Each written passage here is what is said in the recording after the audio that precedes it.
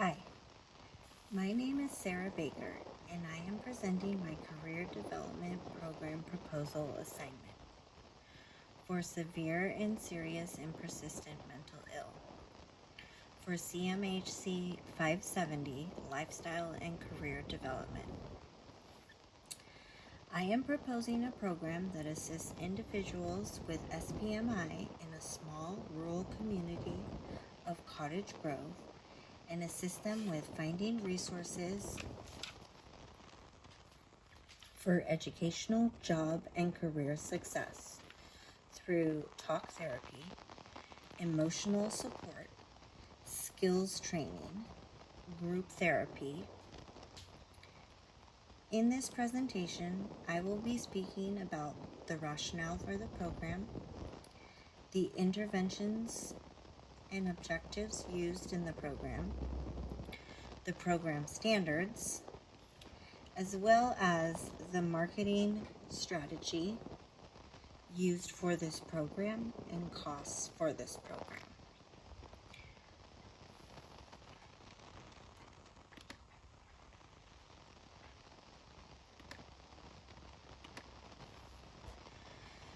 The population consists of individuals aged 18 and older in a small and rural community setting, specifically clients of South Lane Mental Health, nonprofit on the Assertive Community Treatment Act team.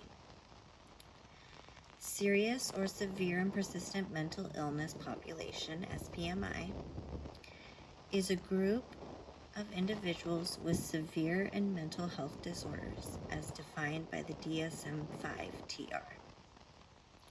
Some examples include major depressive disorder, bipolar disorder types 1 and 2, schizophrenia, schizoaffective disorder, and some personality disorders such as OCD or schizotypal. The term serious and persistent mental illness was publicized by the National Institute of Mental Health during its efforts to formulate a consensus definition. There is no consensus definition for the standard. The National Institute of Mental Health has defined SPMI using the following criteria, and many people have followed suit. The criteria consists of 3 aspects: a diagnosis of non-organic psychosis or personality disorder, a duration of at least 2 years, and at least 3 of the following 5 categories of functional disabilities: dangerous or disturbing behavior, mild impairment in activities of daily living and basic needs, moderate impairment in social functioning, moderate impairment in performance at work, and moderate impairment in non-work activities. Woods, Wilson, Kingston, and Gavin define people with SPMI as those 18 and older who experience prolonged or current mental illness, are impaired in activities of daily living, and require long-term treatment.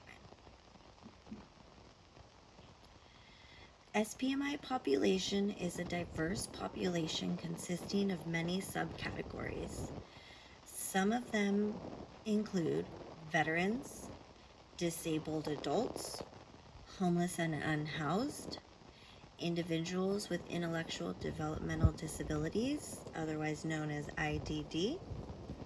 Some examples include autism, behavior disorders, brain injury, cerebral palsy, Down syndrome, fetal alcohol syndrome, intellectual disability, and spina bifida. Introduction to the program. This program will provide SPMI population with resources and emotional support and skills training for educational, job, and career success, including personal development, enrichment, fulfilling life potential, and finding meaningful interests and hobbies, helping creating an environment of independence and autonomy and ultimately self-sufficiency. Counseling services provided are talk therapy, emotional support, advocacy, skills training, and connecting clients with local and community resources for integration into community as a productive, upstanding citizen contributing to society. ACT clients at Southlane Mental Health have their own requirements for being on an ACT team. And I have put a few here of what some of the criteria are. Clients need to have a DSM diagnosis.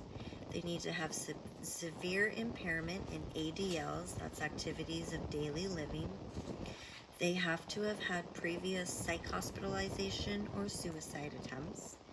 And they need to have severe impairment in social, relational, occupational, and educational impairment. There are currently 30 ACT clients on the ACT team,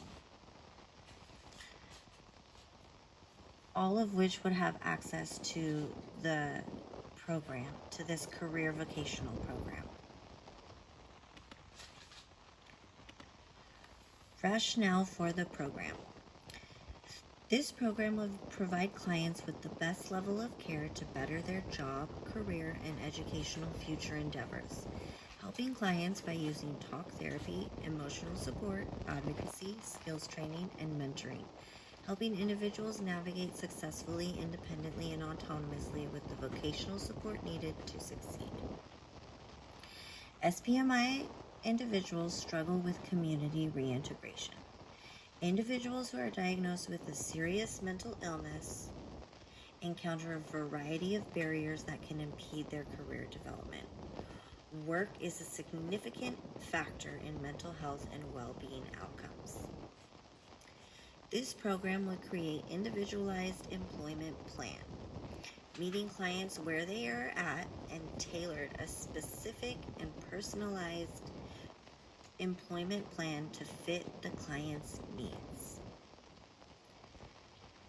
Helping clients develop an individual employment plan to locate job opportunities, conduct periodical assessments to monitor the client's motivational and emotional problems, as well as monitor the potential impact of medications on the client's cognitive and physical functioning. Seek out community resources and social networks and help the client to retain work-related skills and behaviors, such as activities for daily living, social and communication skills, stress management, and self-advocacy. Program standards and learning objectives.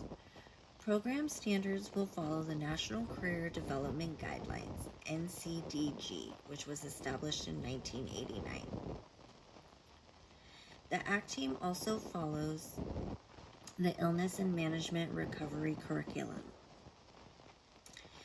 It also embraces a harm reduction standard. The vocational program will have the Southlane Mental Health Policy and Procedures, ACT Standards Policy and Procedures, and it is also OCACT compliant, which is the overarching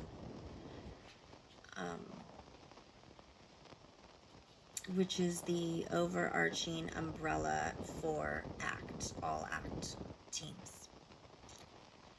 The learning objectives are appropriate social skills and behavior, communication skills, professionalism, career development, relational interactions, weekly one-on-one counseling, group counseling, and willingness to work, learn, and study. The program will use such evidence-based practices as client-centered approach, mindfulness cognitive behavioral therapy, family therapy, ecotherapy, interpersonal psychotherapy, acceptance and commitment therapy, dialectical behavioral therapy, creative expressive art therapy, and play therapy. Questionnaire and assessment tools that will be used. There will be worksheets, social skills assessment, communication assessment, relational assessment, 8 dimensions of wellness, past work, career, education, history intake form.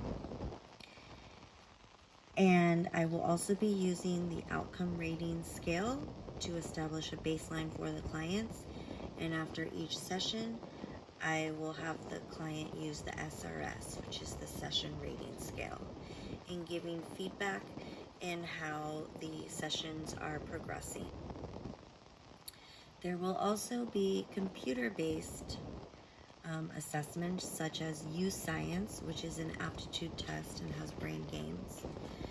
I will also use a personal asset inventory, a strengths assessment, and if needed, a depression, anxiety, and or a PTSD inventory to assess if the client has any of those and could be impairing them. Career development, interventions, skills, and community resources. This is a list of interventions. This is a list of breakdown of interventions, assessments, and community resources that can be used. Some interventions consist of awareness through observation, role playing, such as having a conversation with a customer, modeling, weekly counseling sessions, motivational interviewing, group therapy, and mentoring. Some assessments include career aptitude tests such as U-Science, social communication and behavioral skills assessment, O-Net, which is another computer-generated test, occupational profile, which is another computer-generated test. We'll have the use of vision boards, personal asset inventory, and personality tests such as MMPIs.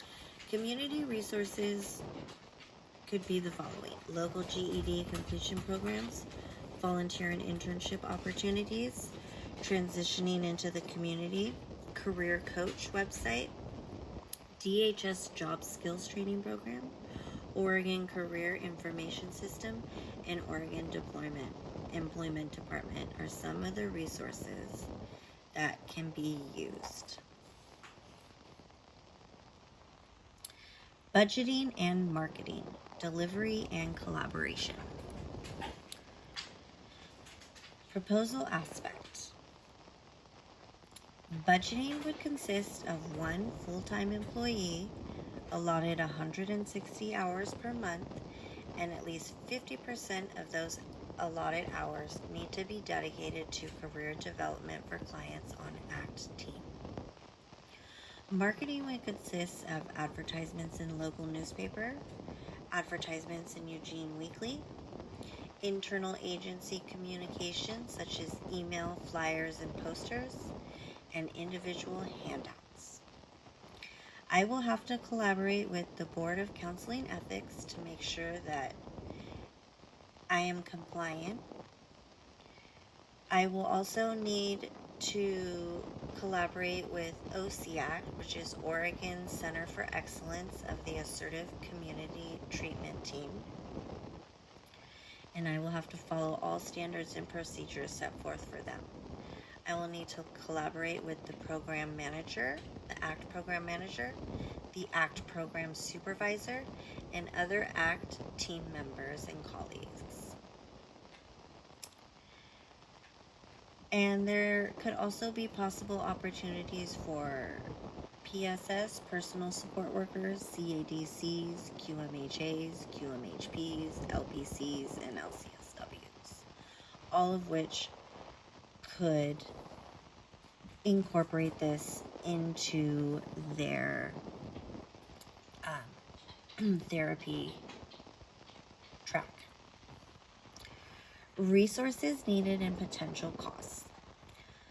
Costs would be the room on site at the office at 1245 Birch, which is free and opened to ACT team members. Supplies include paper, pens, and pencils, which is about $1,000 per year, and one full-time QMHP